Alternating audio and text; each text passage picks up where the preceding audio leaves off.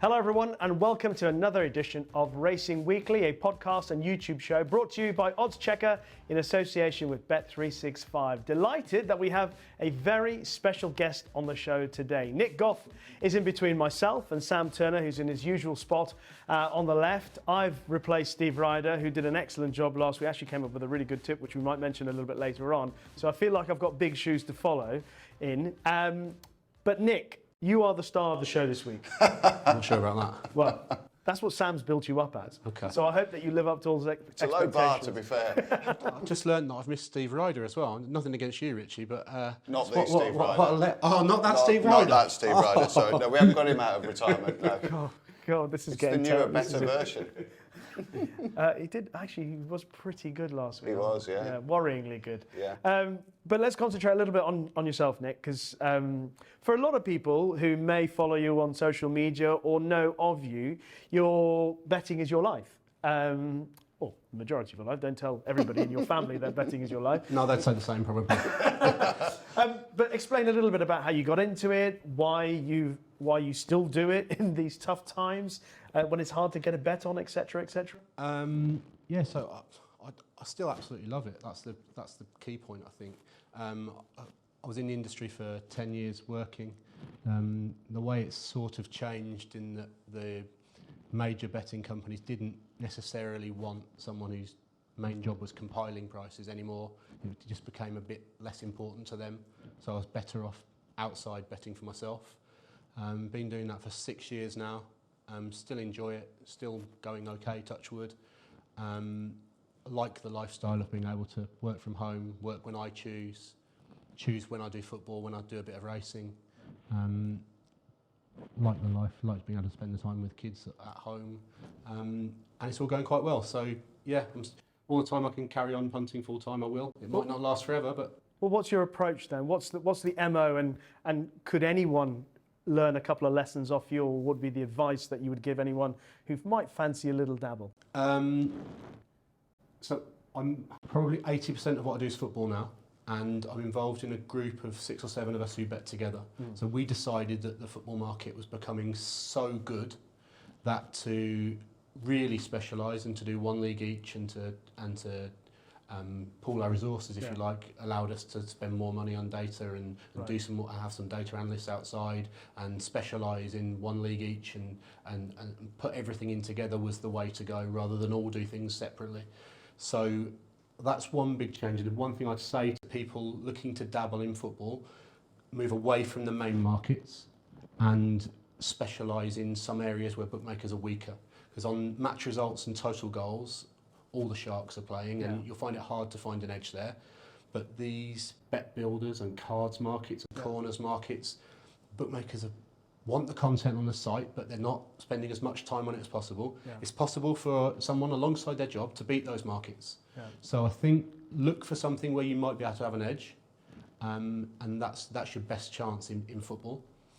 In racing, of course, there are offers and there are extra place races and things like that where you can just find a little edge sometimes that'll help you along the way. Now, for your fun at the big meetings, you want to be having win bets on things you fancy, but also if there's a 6 and 7 place race, of course you should be betting each way there because the odds are a little bit in your favour. Yeah. So there are things you can do to make this at least a break-even hobby. If not a winning one. Well, it's very interesting to hear what you're saying because edges, which we all feel like we, at one point or another, Sam, there may have been an edge here and there, they're fast disappearing. They are being smoothed over left, right and centre across all sports. It's been forever thus though, hasn't it? I mean, people probably 40 years ago felt that they had a bit of an edge doing something. People 20 years ago who, before the racing channels came along, were recording pictures from a bookmakers and you know, having an advantage and being able to re-watch races that the normal man in the street couldn't do. So there has always been, it's finding the next edge, isn't it, which is the most difficult thing, whether that's putting a drone up above Perth racecourse and trying to bet him running or whatever it might be. It's trying to find the other edge, and that's where, you know, the genius comes. And if you can actually identify a little weakness in the area, as Nick says, it's probably a weakness in particular markets.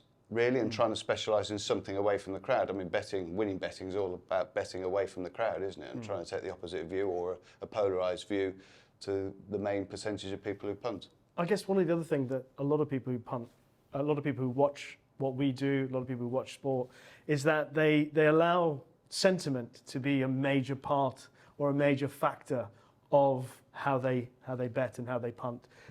Does sentiment, is that removed from your process? Yes, so from a football perspective, teams you like and dislike are just got to be names on a spreadsheet that you ignore. Is that easy? I think I find that quite easy. And so I think from a racing perspective, you wouldn't want too many favourite horses. You know, I hear that phrase from people. This is one of my favourite horses. Yeah. From a betting perspective, you wouldn't want too many. I think it's harmless enough to have a horse you like for whatever reason, because its attributes align with what you like. Yeah. You wouldn't want to be going to every race meeting wanting to back horses just because you like them. You want to be able to put a price on them. And I think from a racing perspective, it's the biggest thing in a punter's armoury is that you can choose when you bet. So you can specialise in a certain type of race, and you might want to do sprint handicaps or something like that. And this is my niche. Bookmakers have got to take bets on every race of every day, but you get the decision to choose when you bet, on what type of races, how often you bet. I think that's where your edge ought to come in racing, is finding a niche and being on top of there's enough chat about whether there's too much racing, but there's too much racing for one person to follow everything in the UK and Ireland every day, I'm sure. Yeah. So having your own niche has got to be a good thing. You can't remove sentiment from anything, Sam. You're an old softie. Well, I normally bet against Wolves, and that's heresy, obviously, isn't it? But I'm a pessimist. So if ever we go 1-0 up in a game, I'm looking to take an insurance policy, that's for sure, having seen us blow so many leads. There's no data to back up this other than my own mental state. But yeah, I think we've seen, trends and fashions, haven't we? Speed figures have been a big thing. Sectional tyres have been a big thing. Stride patterns. People are always looking to reinvent and find a niche, usually to sell their wares off the back of it, or to make themselves sound like a genius off the back of it. They don't all work, but sometimes you better go into the tried and trusted method of just watching a race and trying to pick up, look at the time, look at the sectional, and work out what's done well from a particular position in the race, and put those down in your notebook. But like Nick says, if you have a tracker of a load of horses, you almost feel compelled to bet them if you're not careful, and you need to be a little bit dispassionate about looking at races. I think that's an important point about tracker. By all means, put a load of horses in tracker, but you haven't got to back them every time. No. You've still got to attach a price to what comes out, and you've seen a horse that was unlucky in running last time. So is everyone else. Yes. So absolutely. So one of the horse was in my tracker, so I've backed it. Well, the horse goes in the tracker to remind you to have a look at this horse next time. Not that I have to back it next time. No, because you don't know once you put it in the tracker. It might be running the Group 1 next week. Your chat, we were chatting just before we started the show. You were talking about the balance between football and racing. I think you mentioned 80% football, 20% racing, but also how you go through the seasons with regards to the flat season, jump season, and how that fits in with football for you. So obviously the football is the majority of my turnover, and that season will run August to May this year, with the World Cup bang in the middle of it as well. Perfect. I'll try and find some time to plan for that while the domestic season's happening, so that's going to be a logistical issue I need to overcome. So how I fit racing into that is, racing predominantly for me is a summer thing. Yeah. I own shares in some flat horses, so I follow those throughout the summer. When the winter comes, I like to follow the top grade racing because I want to bet the festivals. I want to be able to bet at Cheltenham and Aintree and Punchestown.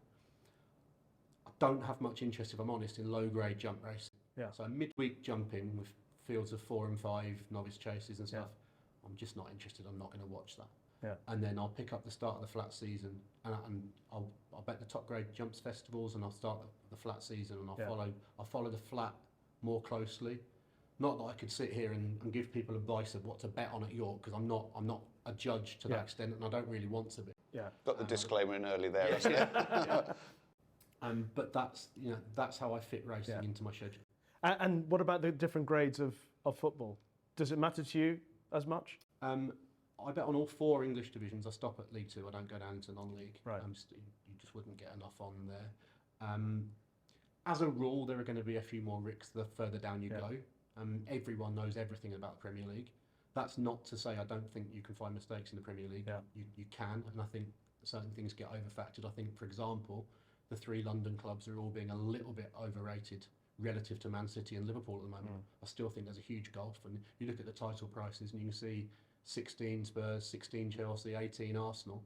I'd be 33 all 3, for example. Yeah. I think there's still a big gap between the top 2. Yeah. And I think that is there until it isn't, if you like, until one of the 3 proves they're closing that gap significantly. And I don't think you close it in a transfer window. You don't don't close a gap by signing Richarlison. Yeah. You close it by proving it on the pitch. And I think that the title market at the moment is factoring in Spurs having a good window. Yeah. Well, we hear about teams having a good window. Everton win the transfer window every year. They nearly went down. So let's see it on the pitch and things and spot things that get into the market which haven't happened on the pitch. Man United to be relegated? I mean, I'd say that was some self-indulgence, but I don't know what to say about that from the Saturday. I couldn't believe what I was watching. It just was the worst. One of the worst things I've ever seen as a United fan. I don't think Brentford were that good. Oh, don't they? What, they handed the first game. Yeah. How much have they spent in the transfer market? You telling The me? last few years, 1.2 billion. You know, the Got likes lots to of, show for it, haven't they? and you remember Angel Di Maria cost 68 million. Yeah. Obviously, They've got a Pogba. 47-year-old up front who's sitting on his own in the canteen, won't play. You might have a shot at getting in the team, Sam.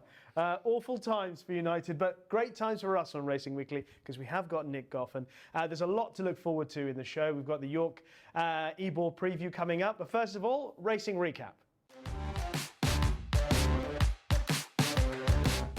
Lots of good racing last week. Not too much top-class racing, although on Sunday in France, the Jacques Le Marois saw Inspiral return to her very best. Early thoughts from you, Sam, on, first of all, the quality of that race and the performance from Inspiral getting back to her best after the disappointment. Well, it looked a warm heat going into it, didn't it? I know Kariba's flopped and didn't produce, but I mean, Spiral obviously set a pretty decent benchmark, and I thought she was really brave to win. I thought she displayed a brilliant attitude again. She was under the pump, wasn't she? A good 3 furlongs out. I mean, John Gosden's a hard man to please, isn't he? Was he say that Frankie hit the front too soon? I thought, John wants them to ride to 100%, doesn't he, for the final 3 furlongs? He's got to ride them so economically, Frankie. Yeah, it's a bit of a benchmark to Nick, try and reach. you followed the whole John Gosden, Frankie Dettori, Stradivarius, Bjorn Nielsen saga. I found it quite entertaining. Yes. The odd U-turn here and the public, recoupling, and then obviously there's. I don't think Frankie was really over it, and then he came out and said well done to the jockey after the. He came into the parade ring, didn't he, beforehand to say well done. That was a nice touch. Yeah. I'm not sure he really wanted to be there. but That was almost like Conte and Tuchel actually saying, "You played quite well, mate, didn't you?" But these sagas are good to watch, aren't they? Because we can entertaining, get the popcorn out and watch other people have a little argument. Quite enjoy it. Anything from that race at all? Anything from the Doncaster meeting? That Well, we might we're going to get come talking to that about? in Oh, just a okay, moment. sorry, I preempted. But anything from that race that Well, worthy of I thought Order of racing? Australia ran really well because the front 4 Yeah. that they were sort of spread across the track, weren't they? Going absolutely blistering fractions, and the 2 that finished first and second and behind, I certainly thought the runner-up ran really well. really well? He's going to be a force in the autumn over a mile, isn't he? Although he's heading to Light infantry. he's heading to Australia for the 10 million Australian Golden Eagle. Oh, That's they his have a next- deluge. Where's the Golden Eagle? Sydney. Oh. So If it was up the East Coast, they might have- Randwick. West Coast, they might have a bit of a chance. The East Coast, they might have a bit of a chance. Brisbane, given how it rains there. Well, but quite He's not exciting. going to find soft ground there, really, is he, ideally? But that was a really smart performance from him. As I say, I thought Order of Australia ran well, considering he was in the heat of the battle and he plugged on for 4th. Yeah. Now, I was going to say anything else from the last week or so, but you actually owned a winner on the weekend, didn't I did. I'm sure everyone was watching the 1 o'clock at Doncaster with everything else that was going on Saturday. But yeah, so we've got a very moderate 60 rated 10 furlong horse, a 3-year-old, who he puts it all in every single run, but he's not very talented. And he keeps coming 3rd or 4th in 0 to 70s and 0 to 65s, and he can't get his head in front because he's just not good enough. Our trainer Jim Boyle stumbled across a pretty weak race at Doncaster. 1 o'clock Saturday, and when he told me he was thinking about declaring, I thought, hang on a minute here, because this this prize money is not very good, and the price of diesel at the moment, how much am I paying to get him up there? Yeah. And he said, yeah, I get that, but we're never gonna find a better chance to win than this. I do think he can win. I said, well, no pressure, but you better. So he went up to Doncaster, left in the horse box 6 o'clock Saturday morning. I didn't fancy that journey. But true to Jim's word, he did win, and he won nicely, won by a couple of lengths. Yeah.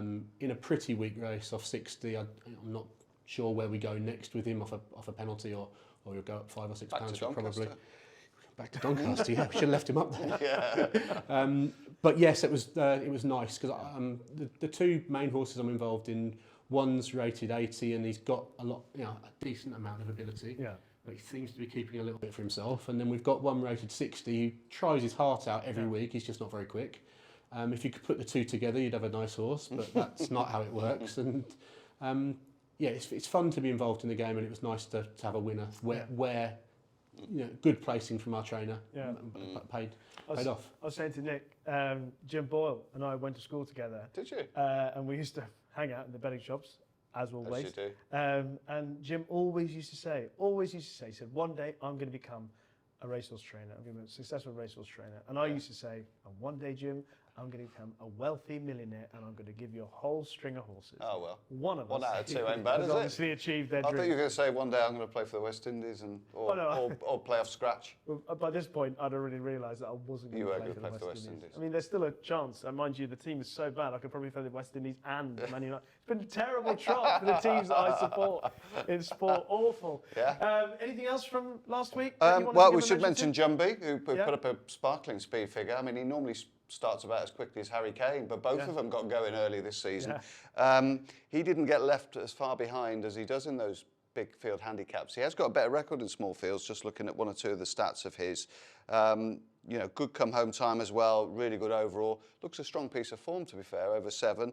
And I also liked, Eve had a double on the card, didn't she? Susie Shoes won a really average 4-runner maiden, or what looked a modest 4-runner maiden. But the come home time was on a par with Zechariah. The closing sectional was really good as well. It was only just outside documenting, and they went a dawdle in that handicap. Great for him, that good old 9-year-old who's mentioned on the pod before now. So I thought Susie Shoes, she's a big rangy mare as well. She'll be a nice horse next year when she grows into the frame. Yeah, absolutely. And just give a brief mention to Luxembourg, who won in his return. Yes.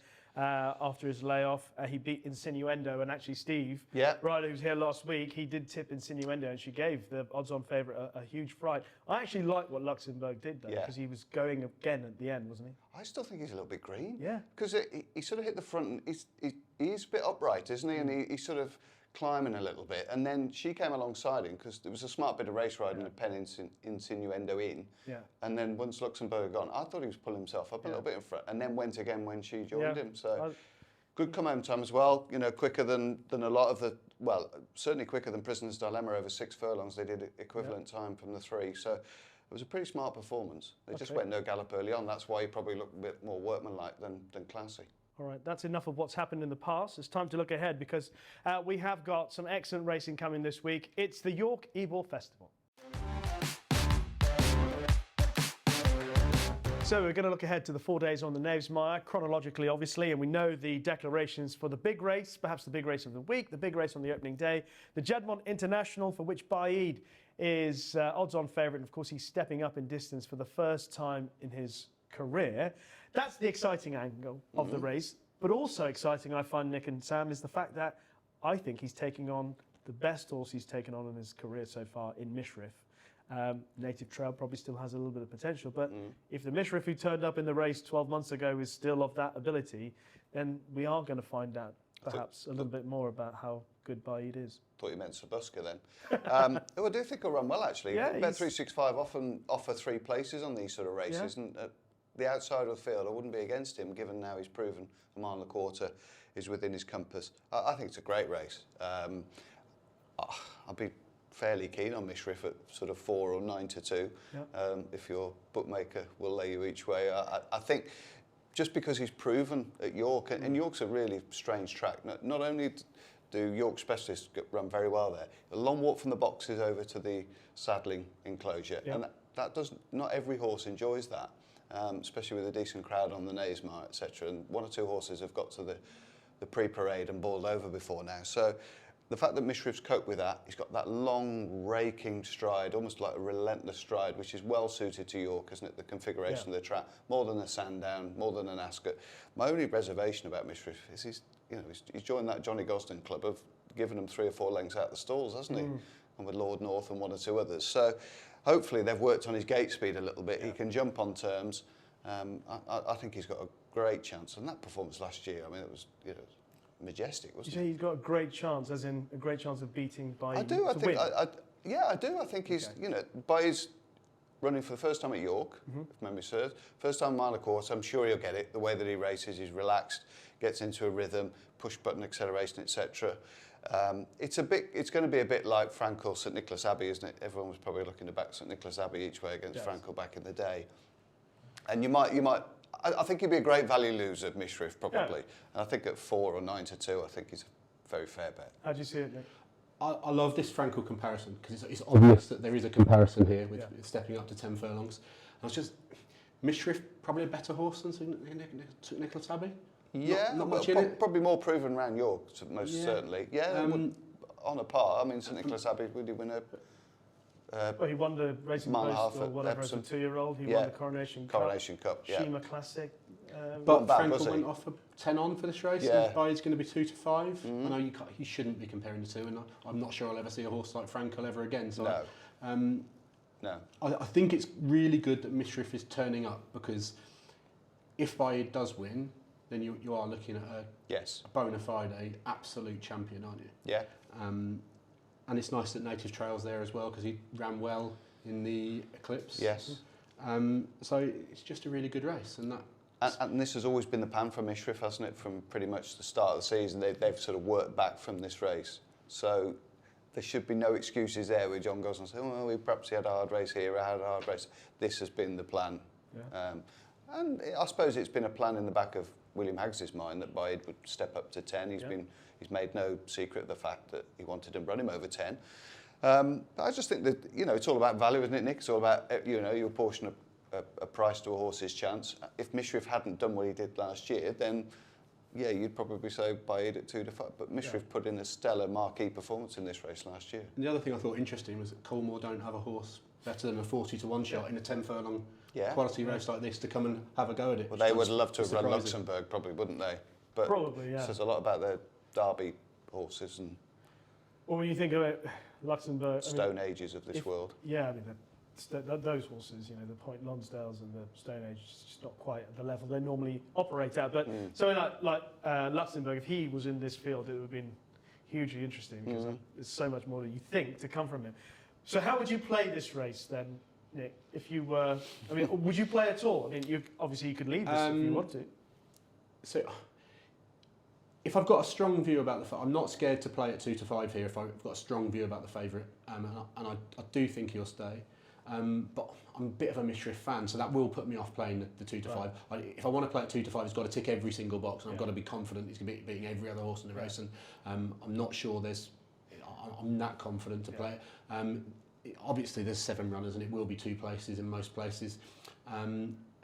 That said, there could still be each way value at a 1/4 with Mishriff. Yeah. If you're of the view that you're happy to take on Native Trail, who will be the only real danger you'd think for a place. Often in these races as well, you can get a funny second where the second fav or the third fav goes all out to beat the winner and gets chinned by something staying on looking for a place. I'm not sure that's how this one works out with Mishriff, because he's going to come from off the pace probably anyway. So I don't think that's a danger in this case. So I wouldn't put people off betting Mishriff each way, even with 2 places here, if they're confident that the race will pan out as Mishriff would hope. Equally, if you think Baid's really, really special, there's no reason not to take 2 to 5. No, he's 9 from 9, isn't he? Yes.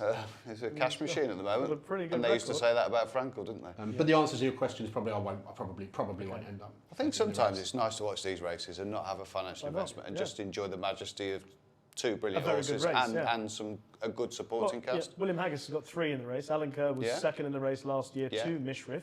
Dubai Honours had that comeback run. Who knows? And if there's a bit of rain around, that won't harm it. Because that's the other factor as well, which we haven't talked about. Thunderstorms on day of recording Monday. Supposed to be some this afternoon. Supposed to be some this evening as well.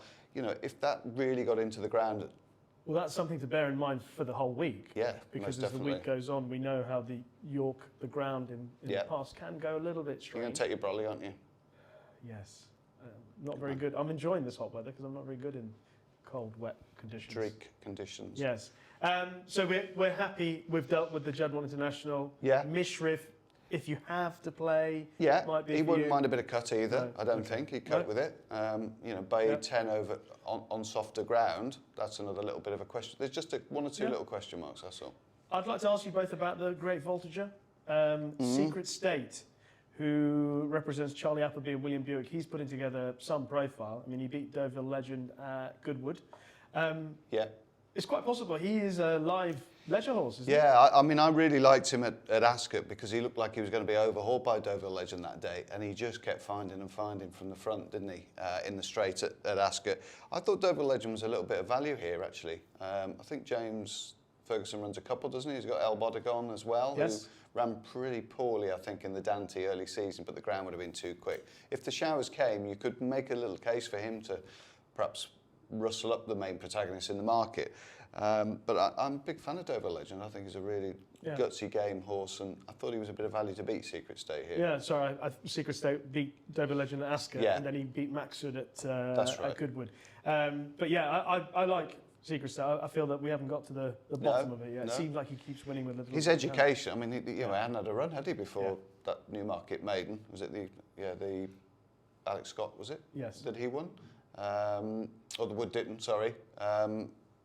And that, he's had 6 runs, won 5 of them. Been astonishing, really. Is it interesting that Appleby keeps Walk of Stars in there as well? Would you do that if you were absolutely sold on the favour, or does that not make any difference? I thought it ran in the Derby and ran that sort of race. And then was beaten a head and a short head or something at Newmarket. Yeah. That run at Newmarket, something's still going on upstairs with him because he doesn't seem to put it all in. And at Lingfield, when he was second in the trial, and at Newmarket, he's come there looking both times like he's going to win his race, and he sort of rolls around a little bit. This track might suit him better, mightn't it? Just a flatter, the easier configuration of York might suit him better. Because he looked good at Newbury. On that, Nick, I think one of the great things about Charlie Appleby, and people talk about his record and how well he's done and all these good horses, I think he doesn't mind learning about his horses when they get beaten. He doesn't mind running them. And if they get beaten, he feels like he might learn something from them. I think that's one of the best things about the way he has come from, obviously taking over amidst all the controversy all those years ago, and then now becoming the champion trainer. Yeah. He's quite happy to run horses and learn from defeat, as opposed to protecting these winning runs that everybody wants. And, I don't want to get beat, I'll keep my horse clear of all the trouble. I think that's his best weapon, almost, in the way he goes about training. And unlike most Newmarket trainers, he's got access to a nice grass gallop, which is beautifully watered for him at Moulton Paddock. So he's got a bit of an edge over people at the moment, and he's proving that he's, well, if not the best trainer in the world, certainly right up there. Absolutely. Would you have any interest in this race in terms of having a bet? My initial thought was that the favourite might be a touch short here when I could make a case for each of the 3 or 4 below it, down to Deauville legend, the Coolmore horse coming over, who I think flopped at Ascot, but then won very nicely next time. What it beat, I don't fully know. But we should mention, I watched that back again today. It was tremendously impressive at the Curragh. Bounced out of that, out of that St James's Palace, where it was a no-show really, by Galileo as well. I think the Dam was a miler, probably where he gets his speed from, but God, he didn't bolt away from them at the Curragh. Looking for all the world as though a mile and a half would be well within his compass. I see a big run from him. So it wouldn't be a race I want to bet each way and again with 6 runners. No. But at under 2 to 1, I might lay. Early thoughts, I might lay the favourite. Okay, early thoughts. I like it. So it's constantly evolving. For a couple of other people I've spoken to about how they go about formulating an opinion on a race is they often say that because they watch racing a lot, and these are people who are probably more 80% horses than football, but they talk about the fact that they watch it a lot, and then when they look at a race card, there's an initial impression of that race by all the information that they've stored over a period of time, and then they then decide upon that as to whether or not they're going to go further in depth in this particular race. Sure. Just to qualify, to make an initial impression about the race, it has to be only initial now, because these early prices, that might not be if you want to lay a horse properly, you've got to do it 10, 15 minutes before a race. Yeah. So what the price is now is not really relevant. Exactly. You can't make a betting decision now, because if it is 3.4, 15 minutes before the race, I might decide I'm not doing it. Yeah. So that's why it can only be an initial impression now. I wanted to ask you about the Acomb. Yeah. Also on the opening day. A couple of notable withdrawals, really, unfortunately. No Nostrum, who's probably your next favourite horse, isn't he? I would think. Next year's Guinea's winner, hopefully.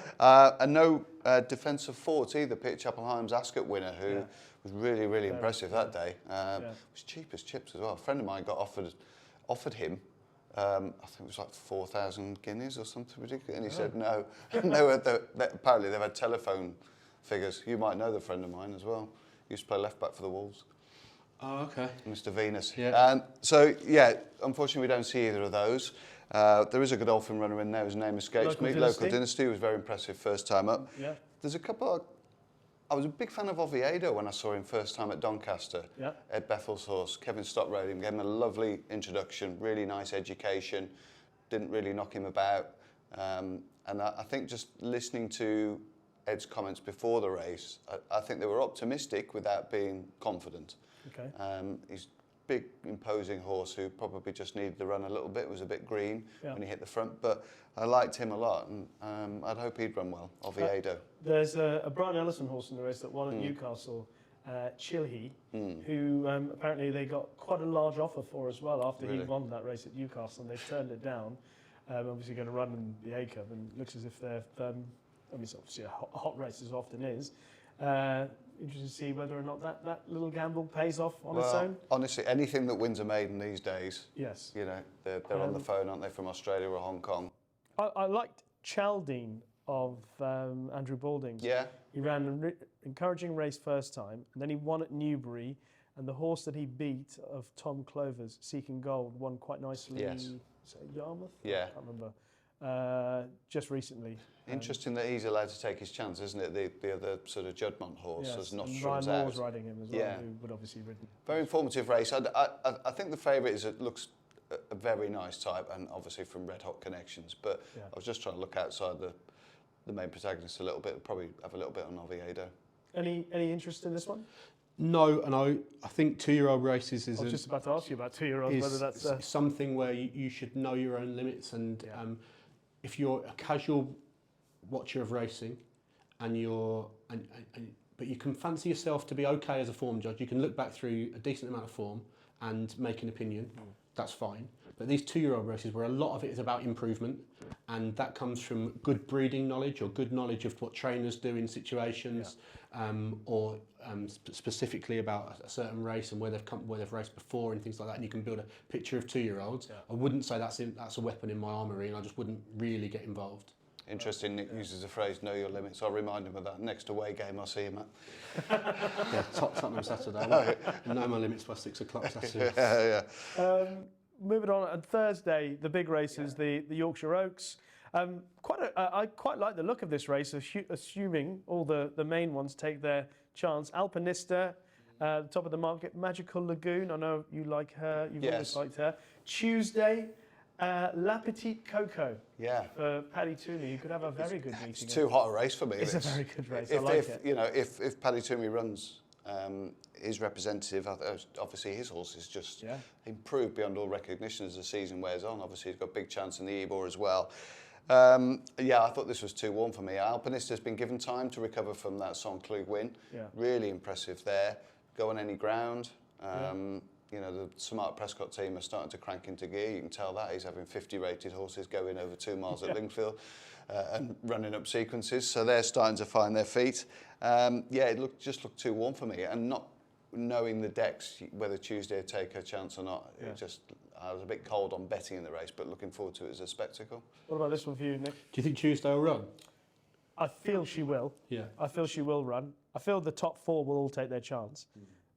which I think would make it a wonderful race. I really like La Petite Coco. She's only run once at this distance.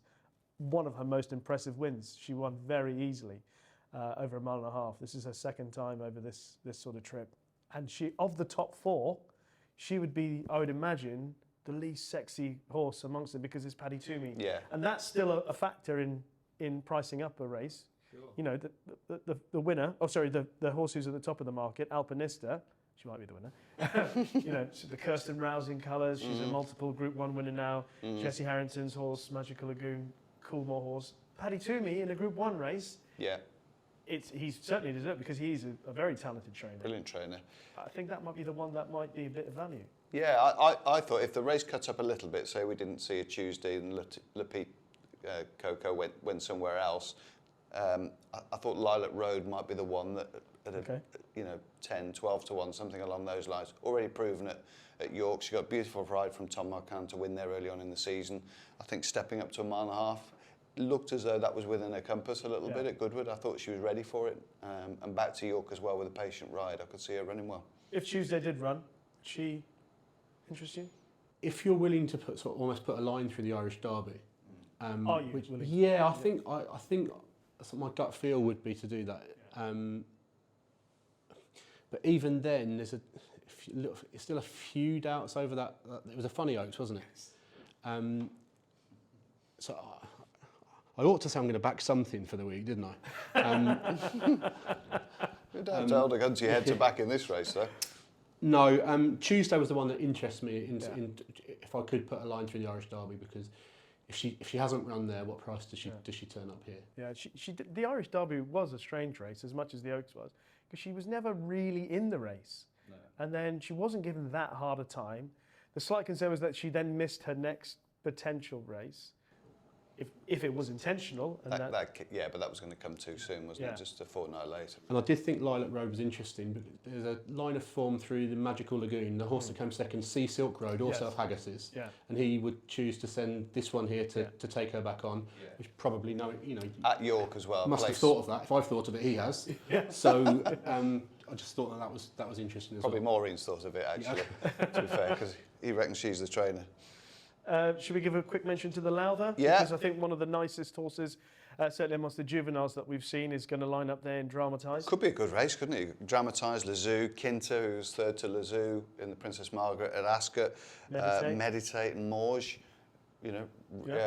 taking each other on again after the Albany. I think that looks a really warm race. I think Dramatised, around about the 6-4 mark. Yeah. People perhaps feeling that she might be vulnerable stepping up to 6 furlongs. If you're going to do it anywhere, York's probably the best place to do it. Yeah. Obviously, she runs in these colours, Clipper Logistics. Love to have winners at this meeting.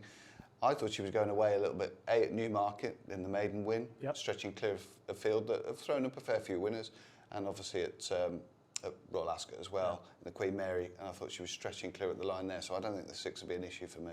Okay, another 2-year race you swerve? I'll deal with these next year. One I'll give a mention to, if it runs, is Kinter, Kinta. Yeah, finished behind Lazoo. Yeah. Was about 3 times the price when I looked at the market. I don't think that's right. I think the vibes are that it's one of George's Premier 2-year-olds. So. Okay, Kinter. That was Thursday. Friday, there are quite a few races that have plenty of interest in. Shall I start with the Nunthorpe? Yeah. For you guys. Short price favourite here, haven't we? Yeah, I must admit, this Nunthorpe does not excite me. No? No? Controversial? I think there's plenty of interest though, isn't there? Good news lines, isn't Queen, she's got a 2-year-old that's second favourite. I think she might win it. Do you? Yeah, I think she'll win. Because I think it's that dull a race. Blimey.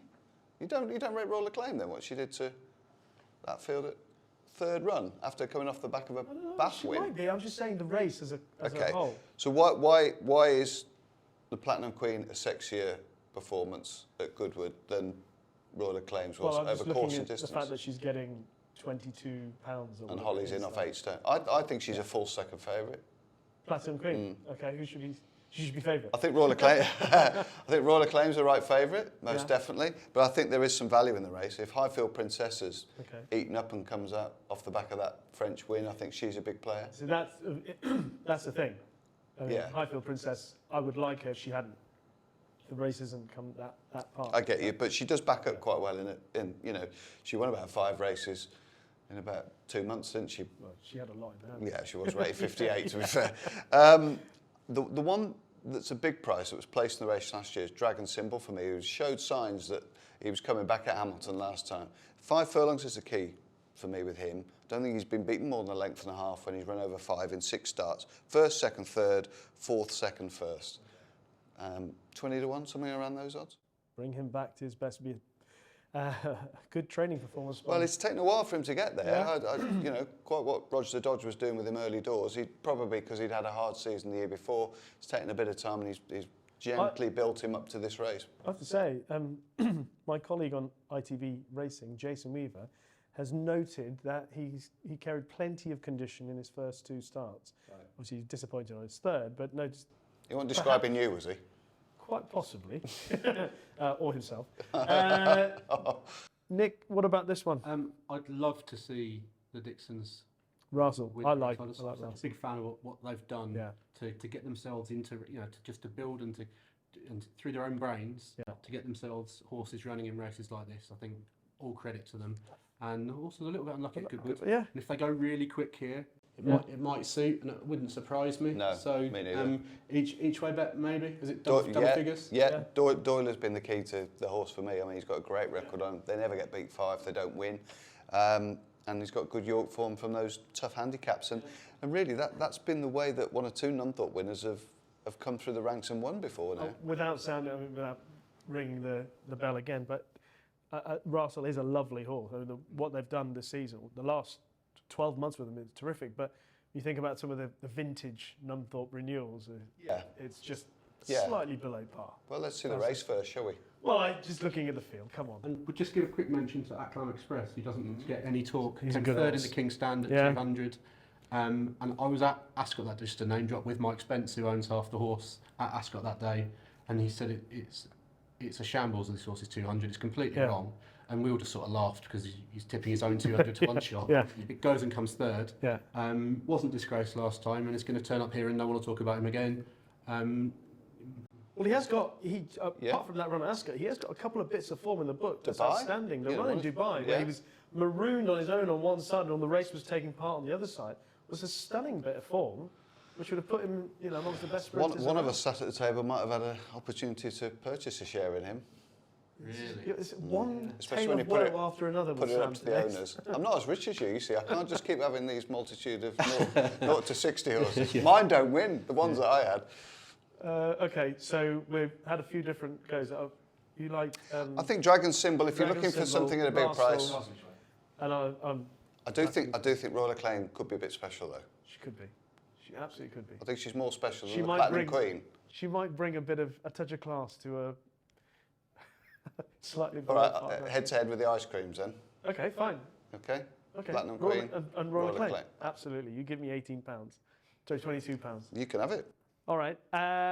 What about the Lonsdale Cup? Now, Sam, you've mentioned that they might rain, Yeah. and if it does, then surely this is Trushan's race, even though the old boy and all that sentiment that we spoke about will be for Stradivarius. He's won 3 of these, though, hasn't he, Stradivarius? He hasn't got the legs anymore. No, of course. Only fell by about half a leg, did he, to win a Goodwood Cup, if that. It's an intriguing race. I'd be interested in Coltrane runs. Mm-hmm. Obviously, he ran really well in his first sort of effort at that level, but he's got a Melrose win on his dance card as well. I'd be more excited about him in the Ebor this weekend rather than this race, perhaps. But there are a couple in here that are also. In I the think Ebor as well. I think if it's proper soft ground or even some juice in it, I think Trushan. He was entitled to be a little bit ring rusty back on the turf last time, I thought. What about Stradivarius and the truth of the whole Ascot Gold Cup, the run at Goodwood? I mean, is he still at Ascot? Was it a case of Dettori's fault, or was he just not quite good enough on the day? I think it was all Frankie's fault, wasn't it? Hello, Frankie. No, I think it obviously wasn't his finest hour, but maybe the whole Ferrari over it was a bit OTT. Yeah, but enjoyable to watch, as you say. So If we get rain here, what price does Trushan go off? A very good question. I mean, I wouldn't be surprised if he goes off. Well, he nearly went off favourite at Goodwood, didn't he? And that was just on the back of running. Yeah. He'd be even money, wouldn't he, Trushan? Yeah, I think he'd probably use a Stradivarius. If it was proper rain and there was some proper juice. If there was the word soft in the description. Yeah.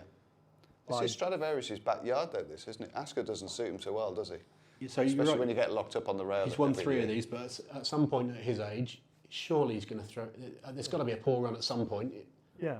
The only caveat about Trushan is Alan King's stable haven't been short of winners recently.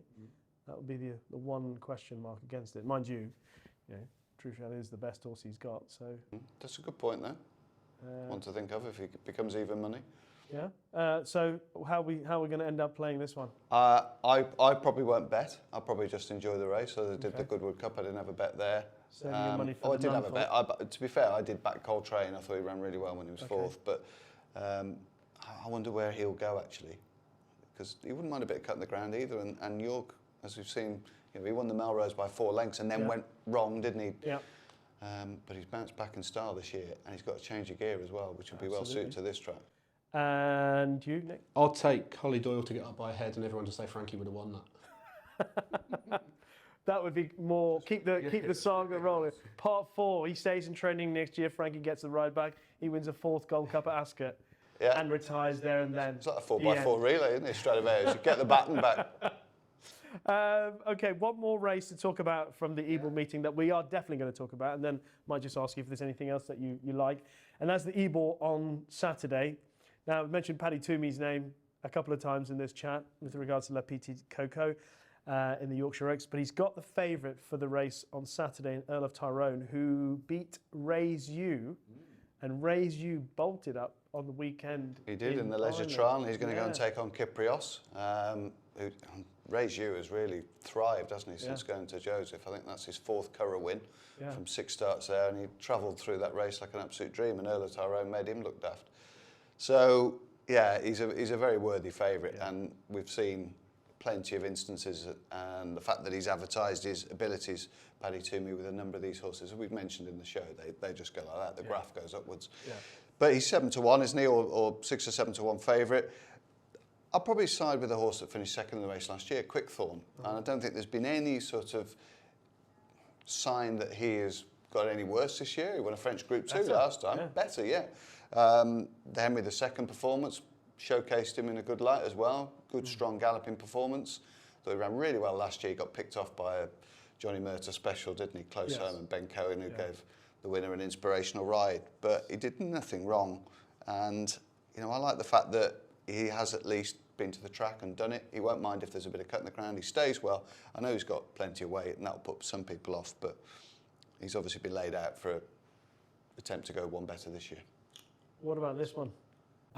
It's tricky, isn't it? One horse to give a mention to if he runs, Sam Cook, who won at the meeting last year. Consistent, has run quite well a couple of times this year. Yeah. I imagine since they won at the meeting last year, they've targeted this as the plan. Yeah. I think he's like 20, 25 to 1, and I expect him to run well into a place if he runs. But it's quite hard. It is hard. This is a really tough one. I mean, obviously, Coltrane would be the other one I've mentioned. Yeah. If Earl of Tyrone's runs so far are to be believed, you think then who knows? And he's had this as a long. I mean, he was in the Irish Leisure Trial, wasn't it, at the weekend? And no, we're going for the Ebor, and he's been very firm in his opinion that this is the race he's going for. All right. Anything else for Ebor week that you might want to give a mention to? Start with you, Sam. The sprint, the 150 at York, Gathan Farr, Tracy Waggett landed the big race, the Great St Wilfrid. Intrinsic Bond. 14 runners. On Saturday, yeah. No consolation. No. But don't worry. Racing League. Racing League, yeah. Is that the excuse that's offered up? Yeah. Racing League. Probably. Life out some of that. Probably. So I thought he was very interesting. I thought he ran really well behind Gale Force Mayer. She ran very well behind Gale Force Mayer. So goes in the 150 at York, and what was the other horse I quite fancied as well on the card? You can have anything you like. Rogue Spirit in the 520, the nursery. Yeah. I got that Chester run last time, really quick on the figures. Yeah. It was a good run. Yeah. I thought he was going to win. Hurdled a plastic bag on the home turn. Yes. Schooled nicely, clearly, at home. Yes. And didn't get many favours in No. the straight. Like, he's third in a super sprint. He's in here off 80. He got dropped as well, hasn't he? Yeah. Connor Planus, is he riding? Connor's taken 7 off. You in this one? Hey? Are you in this one? In all of them, Sam. Are you? In all of them. Oh, no wonder you have to work every day that God Tell me sends. about it. Tell me about it. My mum saw you on the Commonwealth Games. She said, does that lad ever take a day off? I did take a day off. What, the Commonwealth Games? Yeah, I went to a lovely Balti restaurant. Shabab. Did you? Yeah. But where was the invite? I went to a lovely Balti Indian restaurant. It even got a thumbs up from Nick. Really? It is. If you're a judge of Birmingham Balti restaurants, Shabab's is number one. Is We it? take a side moment to discuss Balti restaurants, which is very It's important. a very eclectic mix here. This is when you know the quality of a man. And when Nick pointed out that he liked Shababs, and then when I mentioned Dastan down in near Epsom, Yep. and you confirmed that as well, I thought, I like this. There isn't a quality curry house that this man hasn't hit. Oh, that's why I like him. Yeah. Forget his form and his football and stuff like that. He walks in, he gets a free poppadoms that works. He knows good Indian food. If there's a Balti podcast watching, anytime get me on. Yeah. Us on. Actually, why don't we start our own Balti podcast? I'd love that. Going around the country testing the best Baltis. Yeah. I'm sorry, where were you? Sorry, you got sorry, distracted by food as usual. Sorry. So that was about the extent of it, really. I've completely lost my thread. Sorry, that's my Yeah. fault. That's his fault as well. Apart from good Balti restaurants, any other bits of advice? So I know it's a racing pod and we've just talked about food, and I'll just mention a football team for Tuesday night because I can offer more value than I would in other races at Yes. York. In League 2 Tuesday night, Stevenage are at home to Rochdale. Rochdale, I think, are the worst team in the whole Football League at the moment, and Stevenage look like they're about 11 to 10 and they should be odds on. They might be on the day, so get that quick. I think Stevenage are quite good and will challenge for top 7. And if that's right, and if Rochdale are one of the worst teams in the league, then 11 to 10 can't be right. So we'll see Tuesday night. So I've written that down. League 2, Tuesday night, Stevenage at home to Rochdale. So we have tips on the Balti houses. Oh, League 2. best Balti house in York, or best... Yes. This is a good one. We need I to went write. You need to write a book Bath here, with don't Tom you? Stanley, and we tried to get in there. I think they're shut for the moment. So Oh dear. No, there is a good one. after Stevenage, at home to Rochdale. She's making great. No, I She's can't making I great. tell you what. Great. Let me Great content. close this section off. I'm going to give you a few seconds to think about it because this is very important. Probably the most important contribution on this particular edition of the podcast. So that's a look at the York Ebor Festival. Hope that there's some good information in there. We're going to have one little subject on talking topics before we wrap today's show up. So just before we resume with talking topics, time to furnish ourselves with the information of the best Indian food in York. Nick, take it away, please. This is important because I guess a few people watching will be going to York this week. Absolutely. The best, I think, is called Mumbai Lounge in York Town Centre. You might need to book if you're going racing first. And the guys that run it all come across from Bradford every day, which is obviously a massive Balti House area. Huge. They set up in York because maybe a bit more affluent or whatever the reason, and they've brought their quality Bradford food across to York. Unbelievable and knowledge, this. You'll enjoy it. This is tremendous. This is unbelievable. Mumbai Lounge. Talk about getting an edge. Give a mention to the Racing Weekly podcast and you get Yeah. all sorts of discounts. Absolutely. No, So how do you know all this information? Have you interviewed them or something? it's called research, Sam. Wow. You can't give that away. Yeah. Brilliant. That is the best thing you've said. I'm definitely going to like that. Doesn't say much about it, does it? Brilliant. Okay. Just before we close off the show, the last week or so, huge gambles and some really significant gambles. And I guess one of the questions is, are big gambles good for the sport of horse racing? What's your take on that?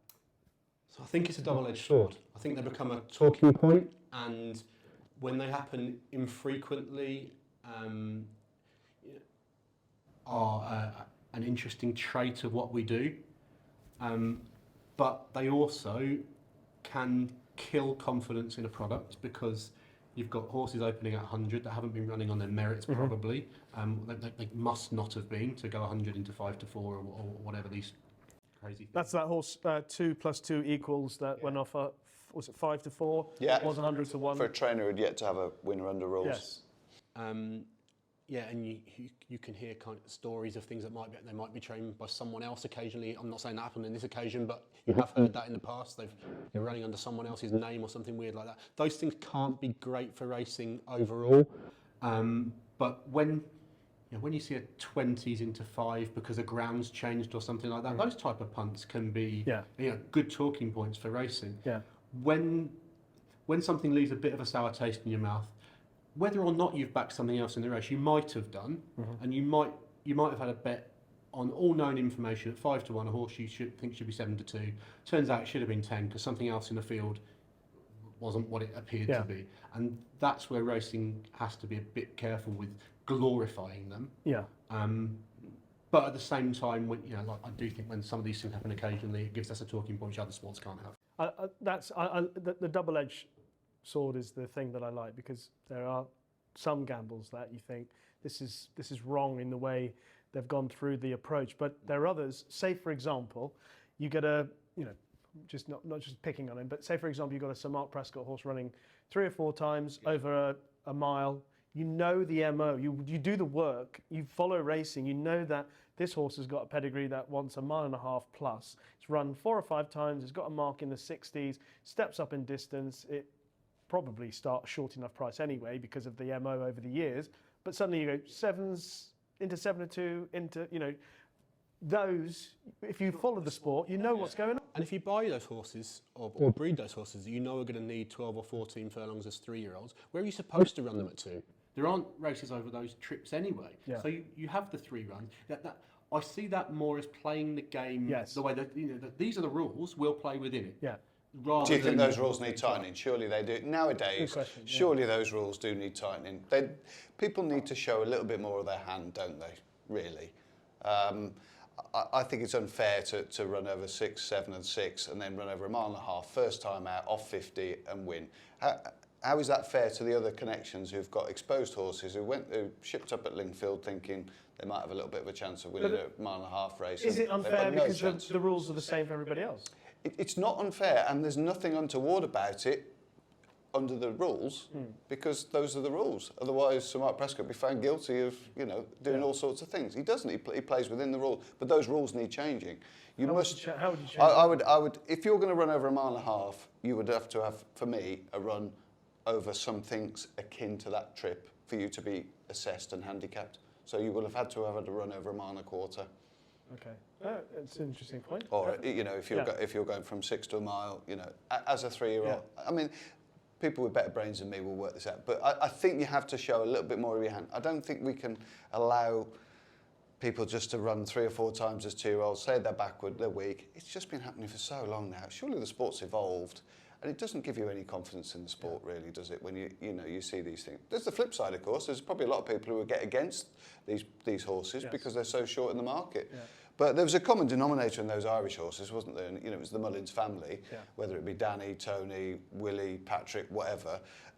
It was a very cleverly executed plot. They were in there probably just to get the place money. I don't think they expected to get all 4 up, but. It leaves a bit of a sour taste when you have somebody who's looking for probably their first runner or even their first winner under rules, having 100s into 5 to 4. It makes a mockery of the sport a bit when it hasn't been cited in 2 pointer points and 3 hurdles. Is that good? I like Nick says, I think there's certain gambles which are fine. Somebody spotting a golden highway up the near side of Brighton when it goes soft, not that you get much of a value for that. First time out 2-year-old winning at Thirst, like Dave Evans pulled off, some time ago, 33s into 3s or whatever it was. So I know Chris Kiley who owned that horse. So there's also there can be a little bit. We can be guilty of seeing 2 things happen the same, and if you know, congratulations for pulling that off. Really well done. Yeah. If someone else had done the same, I might have said, well, what's happened there? So, but that was unraced, so they did nothing untoward there, did they? They had a good horse. They put in the right race. They had it off. And, that was fine. They hadn't had 3 or 4 quiet runs or, stuck it out the back half fit or whatever. As we all know, that goes on to get horses handicapped. I think it's the system, really, that needs changing and tightening. I don't think it's right that you should be able to do that. Probably then, therefore, add rule changes to the long list of things that we need to change in the sport of horse racing, which continues every week. I mean, every week we talk about it, not me last week, but every week that it's spoken about in the sport of horse. There's so much that needs to change. You and I, and Nick, we all know. It's not going to, is it? No. But I think that would be something that you could have a little tinker with. I'm sure racing would set up a committee. I'm sure you might well be on it. Well, that's one of the best things about racing. You know that there'll be a committee. They're very good at setting up committees. Love a committee. Yeah. But I just think it could be timed up in this day and age. Okay. You know. All right. Before we wrap things up, one horse that you would love to see win at York. So. Other than your Rogue Spirit, Best of luck. I think Mishriff winning would be an absolutely fantastic story. Suck the joy out of the season for Viking. Yeah, but we're obsessed with horses that they just have to keep winning, don't they? That, you know. Protecting those unbeaten records. I know. But in fairness, he's not protecting it. He's giving it a shot. Yeah. He's taking on a challenge. Yeah, still 2-5 though, isn't he? Yeah, that's because he's so good. All right, Mishriff, one horse you'd like to see win, obviously, apart from everything, Stevenage on Tuesday nights. The other Russell to the Dixons. Good shot. I'd say Quickthorn as well. If that wins the Ebor, I'll be more than happy. All right. I'd love to see La Petite Coco win the Yorkshire Oaks for Paddy Toomey. He might have a Yorkshire Oaks Ebor Handicap double. What a week that would be. Okay, well, thank you very much. Any other points of order in this committee? There was only one thing I wanted to ask Nick, really. There's been 1 or 2 rule changes coming in the Premier League this year, hasn't there? The 5 subs, they're getting a bit hotter on the time wasting as well. Why don't they bring a clock into football? Wouldn't that be a good idea? Or am I talking rubbish? So as in a ball in play clock? Well, yeah, or for certain instances, certainly injuries, and you know the amount of time it takes players to get on and off during substitutions. I mean, Wolves are as culpable as the next one. So rugby league stopped the clock at big injuries and for conversions to be taken and stuff like that. Yeah. So I think that's something that football should look at. And what football's really guilty of is not trialling things. I tweeted yesterday actually about something. That these fouls that are becoming more prevalent of on a counter-attack, just pull someone back, take the yellow card. Because counter-attacking is so important at top-level football now. Midfielders know, I'll just take my booking. I'll grab him, stop the counter-attack, we get 11 men behind the ball. That should be a 5-minute sin bin. We should have tried that. Yeah. Should have tried it years ago, or at least now. And no one ever has. So they should be and football becomes lethargic because it's the #1 sport in the world. We don't need to change much. Well, they should be looking at changing it. Anything. The goals are the same size as when the average player was 5'8". So why have we not trialled 6 inches bigger goals, etc.? Just things like this that could have been looked at that haven't. On the substitution thing, did you notice? Did you watch Wolves against Fulham? No, I didn't see it. Thankfully, they got the rules wrong. Really? You're only allowed to make those 5 subs over 3 substitution breaks. Right. You can't just make 5 individual substitutions. No. Fulham made 4 different subs. And no one's picked up on that? No one's picked up on it. So, but the league will spot it, and whoever the 4th official and the ref were will get a slap across the wrist. Right. But no one picked up on it at the time. But Fulham, what they did wasn't within the rules. No. Well, there you go. You need to tighten these rules up, Rich. Well, no one's going to do anything about it. It's been absolutely fascinating having you on, Nick. Thank you so much. I mean, Stevenage on Tuesday night. Yes, that's got to win now. Russell in the Nunthorpe. Yeah. But above all else, I think there's more pressure on this ball. Mumbai Lounge. Mumbai Lounge, yeah. Every night. You'll go in. You'll see. You might get a few of your watchers in there. Well, You won't be able to get a table now. I'm going to straight from here. I'm going on the phone. Hello, Mumbai Lounge. Nick Goff has just recommended. On the phone. Nick Goff? Yeah. Who? Yeah. They don't know me by name. I'll take a picture. I have been in. Can we have a selfie when this is over? So yes, this is my friend. yeah. We'll do that. Yeah. Sam, thank you very much. Pleasure. Well, enjoy your feed this week. Oh, I certainly will do. Thank you very much to everyone joining us for this episode of Racing Weekly, brought to you by oddschecker in association with Bet365. Sam Turner, Nick Goff, brilliant as always. Don't forget, if you liked what you've heard or watched in this episode, then please leave us a review on Apple Podcasts or in the comments section on YouTube. We're back next week with a special episode. Sam Turner is out and about. He's been to visit one of the rising stars of the training ranks, Alice Haynes in Newmarket. But for now, from all of us on Racing Weekly, bye-bye.